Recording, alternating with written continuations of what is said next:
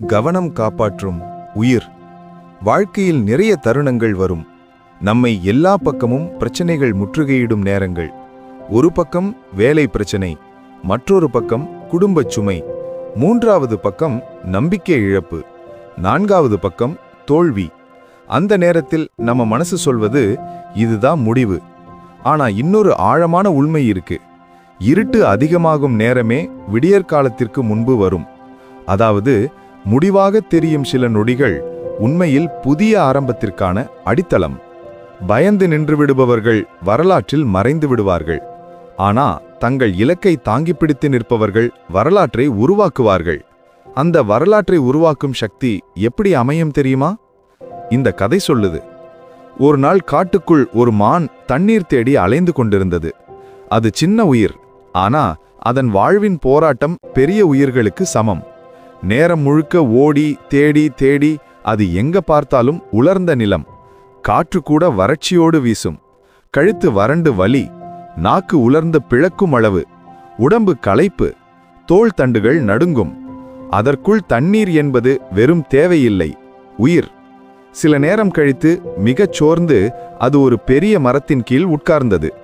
அது அங்கிருந்தபடி உலகமே தன்னிடமிருந்து விலகி போனது போல உணர்ந்தது. அப்படித்தான் அந்த நேரத்தில் அதன் காதுகளில் ஒரு மெல்லிய ஓசை, ஆற்றின் ஓசை. நம்பிக்கை ஒரு நொடி துளித்தது.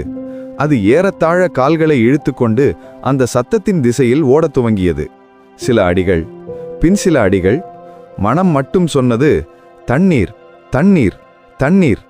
அது ஓடி வந்து நிற்கும் நேரத்தில் அதன் கண்ணில் தெரிந்தது ஒரு பெரிய ஆறு, உயிர் தரும் நீர், உலகமே பொன்னாக மாறும் கணம். அந்த காட்சி அதற்கு புதிய உயிர் ஊட்டியது. மான் தண்ணீர் குடிக்க முனைந்தது. அது குனிந்து புனல் அருகே தலை வைக்கும் நேரத்தில் வலது பக்கம் ஒரு சத்தம். திரும்பி பார்த்தது. ஒரு வேட்டைக்காரன். அவன் கண்ணில் இரக்கமில்லை. அவன் கையில் மரணத்தை வழங்கும் வில். அவன் குறி அந்த மான். மான் அச்சத்தில் இடதுபுறம் பார்த்தது. புதரில் கண்கள் மட்டுமே ஜொலிக்கும் ஒரு பசி கொண்ட சிங்கம். மான் நடுங்கி பின்னால் திரும்பி பார்த்தது. அங்கிருந்து தீ. சத்தத்துடன் கொதித்து கொண்டு நெருங்கிக் கொண்டிருந்த தீக்குண்டம். எல்லா திசைகளிலும் ஆபத்து. ஒரு காலில் சிங்கம், மற்றொரு காலில் வேட்டைக்காரன். பின்னால் தீ, முன்னால் ஆறு. அதன் வாழ்க்கைக்கு இனி திசை எதுவுமில்லை.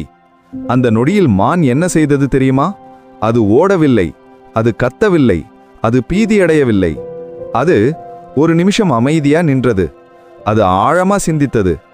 சாவு நிச்சயமா இருந்தா சாகும் முன்னாடி நான் குறைந்தது உயிரை காப்பாற்றும் தண்ணீராவது குடிக்கலாமே. அந்த முடிவுதான் அதன் வரலாற்றின் திருப்புமுனை. அது பதற்றமின்றி மீண்டும் குனிந்து நீரை குடிக்க துவங்கியது. அந்த நேரத்தில் வானம் கருமையடைந்தது.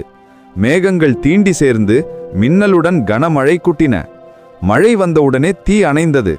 குழப்பத்தில் வேட்டைக்காரன் இலக்கு தவறினான். அம்பு சிங்கத்தையே துளைத்தது. காயமடைந்த சிங்கம் வேட்டைக்காரனை தாக்க துவங்கியது.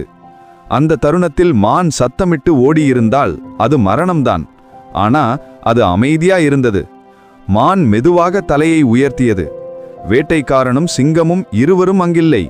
அது பின்னால் பார்த்தது. தீயும் காணாமல் போயிருந்தது. அதனை முட்டிய ஆபத்து அது அமைதியாக இருந்ததால் அதனிடமிருந்து விலகி மறைந்தது. இந்த கதையின் உண்மை என்ன தெரியுமா?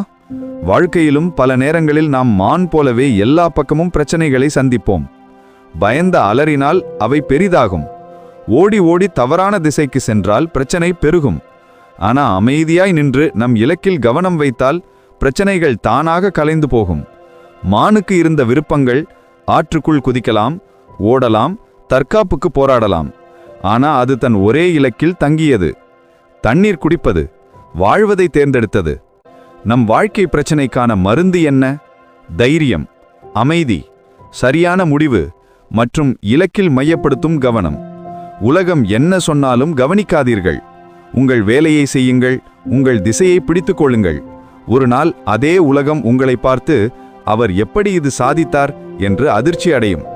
இந்த கதை அதிகமானவர்களுக்கு சென்றாக வேண்டும் என்று நினைத்தால் லைக், ஷேர், சப்ஸ்கிரைப் செய்ய மறக்காதீர்கள். இப்படிப்பட்ட இன்னொரு கதை விரைவில் மீண்டும் தருகிறோம்.